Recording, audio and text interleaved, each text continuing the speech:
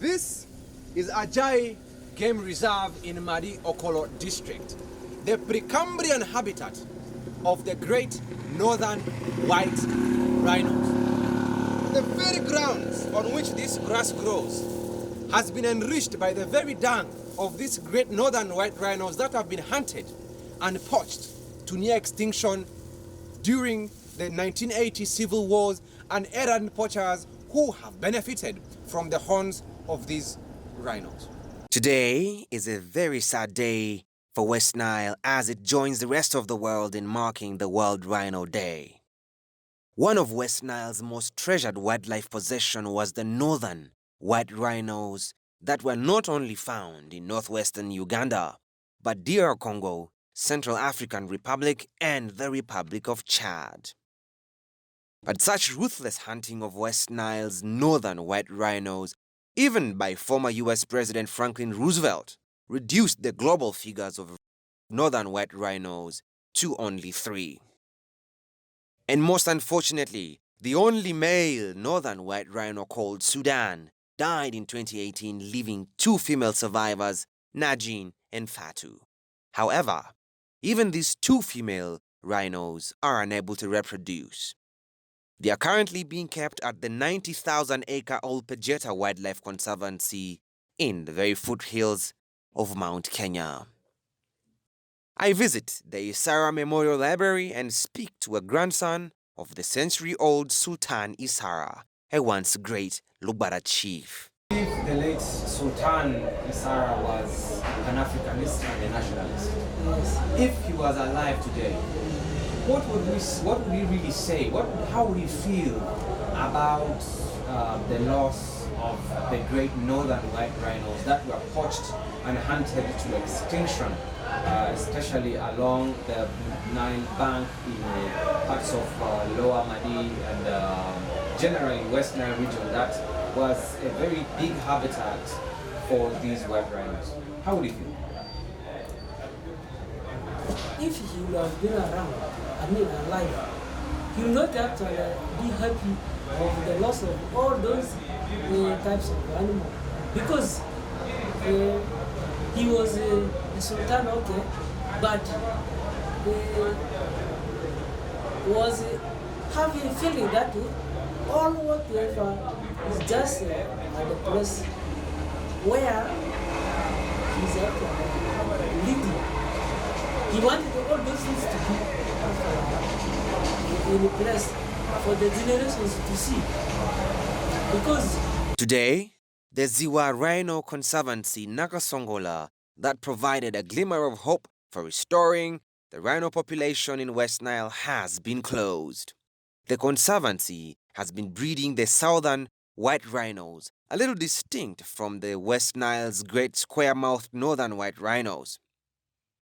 Uganda Wildlife Authority and Rhino Fund have plans to resettle some of the southern rhinos in game reserves, including the Ajai Game Reserve in Madi Okolo, at an estimated $10 million. So yes, we still have plans of introducing the rhinos back into the wild.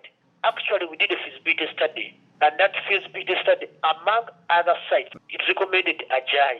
It did not only recommend Ajai, but it recommended Ajai among other sites. It is a big, big project to reintroduce rhinos into the wild. That's why you see the study recommended Makshon, it recommended Ajai, it recommended Kidepo, and we haven't taken them any to any of those 3 sites that were recommended. Of conserving Ajai Game Reserve in West Nile, I believe it came on the floor of Parliament in the 10th Parliament, and the promises were made, appropriations were made, money was supposed to be allocated to to revive the game reserve with rhinos. And of course, this place, West Nile, is known for rhinos. Now, where this money is coming from and why it didn't come, I think is our responsibility as members of parliament from the region. And as regional whip, I am going to take this up with my boss, the government chief whip, together with the members of parliament to ensure that we dig out where this money is. I think Minister of Tourism and Wildlife Antiquities is concerned with this.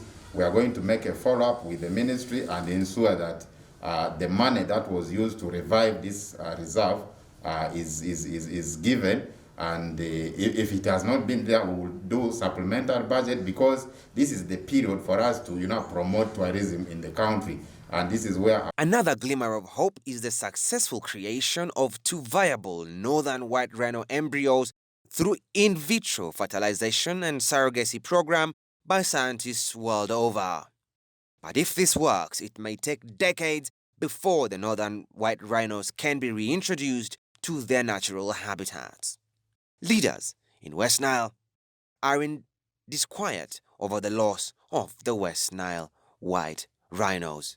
And even the office, embassy, we are telling the US ambassador that please, you have a role and you have an accountability to tell us that when are you going to pay us?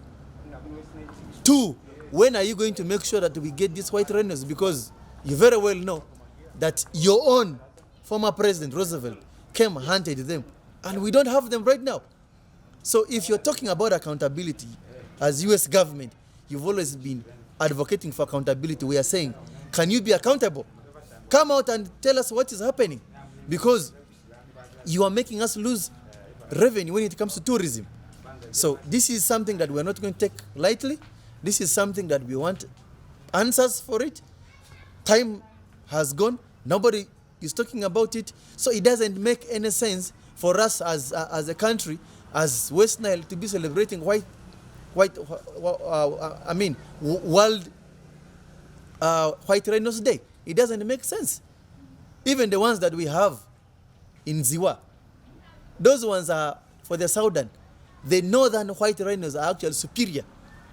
That is why the president knew, the former President Roosevelt knew, that these ones here are a rare species.